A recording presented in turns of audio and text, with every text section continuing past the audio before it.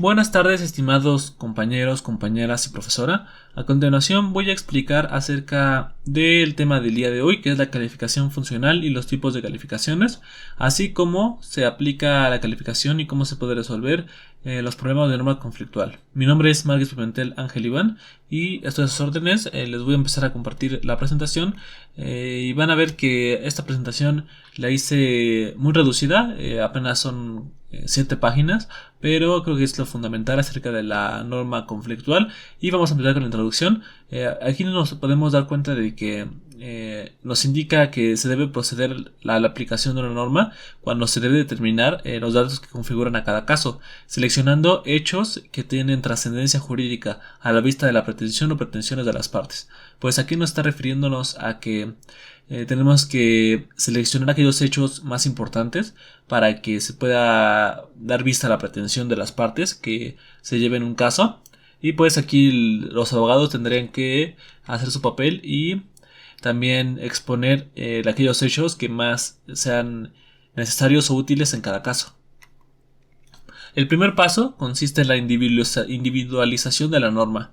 Esto quiere decir que se deben encajar los hechos con la relevancia jurídica, es decir, clasificar a qué tipo de norma pertenecen. Para esto, como dice el texto, nos vamos a tener que basar en las leyes y también en los supuestos de hecho que encajan en esas leyes, ¿no?, que están en vigor.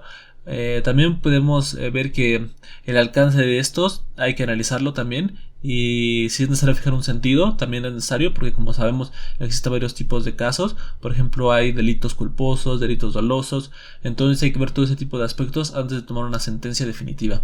Y por otro lado, en la norma aplicable, aquí tenemos una pequeña nota que dice que será aquellos cuyos conceptos correspondan más exactamente a los hechos jurídicamente relevantes, lo que decíamos, ¿no?, los hechos más importantes, y que encajen en el supuesto de hecho que tendrá lugar la consecuencia jurídica prevista en la norma. Bueno, esto nos habla de que tenemos que encajar lo que es el asunto en general del hecho para que haya una consecuencia o una sentencia jurídica que sea prevista en la norma, o sea que lo saquemos directamente de la ley, ¿no?, que no nos inventemos nada. Y por otro lado, en la siguiente presentación tenemos la operación de la calificación.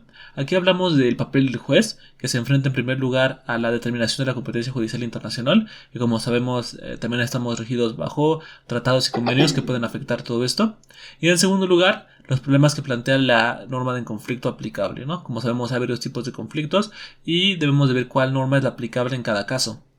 Una vez resuelta estas cuestiones de calificación, pueden más bien surgir nuevas dificultades con ello, pero sobre todo cuando son normas conflictuales internacionales o extranjeras. Y aquí tenemos en la nota que esta operación de calificación se describe y es inherente a todo razonamiento jurídico. No constituye por sí sola una actividad propia y específica del derecho internacional privado, sino que es común a todas las ramas del derecho. Y bueno, esto nos reafirma de que en todo el derecho se aplica este principio de calificación, y pueden surgir varios problemas a continuación específicos cuando se lleva a cabo una tarea de calificación, porque pueden incurrir en una misma conflicto o caso varios ordenamientos jurídicos, y se debe de tener una idea de los conceptos y calificaciones que se debe dar en base a los principios que estamos viendo, ¿no?, y que el juez también debe de considerar. Las calificaciones del juez en esta diapositiva podemos ver que son varias. Entre ellas pues está que tiene que clasificar en qué ordenamiento jurídico entra el caso, los distintos en presencia, los conceptos que permitan delimitar categorías jurídicas para clasificar los casos en la norma del conflicto, cuando se ponen en contacto varios ordenamientos jurídicos, lo que les decía, sobre todo en casos extranjeros o internacionales, porque hay varios tipos de normas o convenios o tratados internacionales. Y por otro lado, también tenemos que, a diferencia del derecho internacional privado, el juez no solo consiste en su tarea no solo consiste en averiguar la naturaleza jurídica, sino que también tiene que fijar el ordenamiento jurídico que debe proporcionar la calificación, o sea, quién va a dar esa respuesta, ¿no? Y dependiendo de ello, la elección es cómo se va a aplicar y cómo se debe de incurrir según el derecho, ¿no? Hablando de las leyes y de la respuesta que tiene que dar el juez, en qué organismo también lo tiene que hacer, en qué ordenamiento jurídico. Para resolver problemas o conflictos de calificación, ¿Qué es esta diapositiva?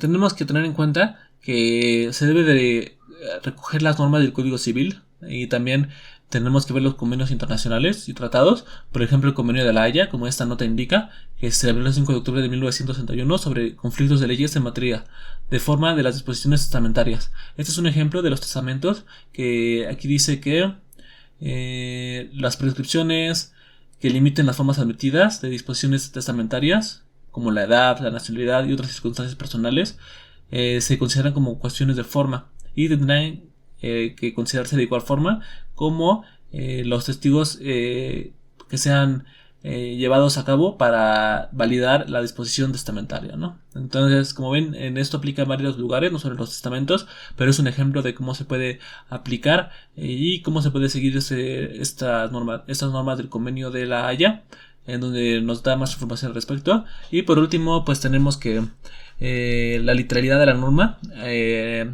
es muy rígida, la verdad, porque la norma es muy específica en todos sus aspectos y de hecho ha habido casos en los que por cuestiones de vacíos legales pues tenemos problemas o conflictos que afectan a las partes, una u otra, y pues tenemos que considerar todo eso, ¿no? Y también tenemos que saber que la doctrina es una interpretación flexible, ¿no? A diferencia de la norma, que no es tan flexible, que es muy rígida. Es el último párrafo que está aquí. Y también se debe tomar en consideración, o se puede tomar en consideración, cuando se hable de una ley extranjera, ¿no?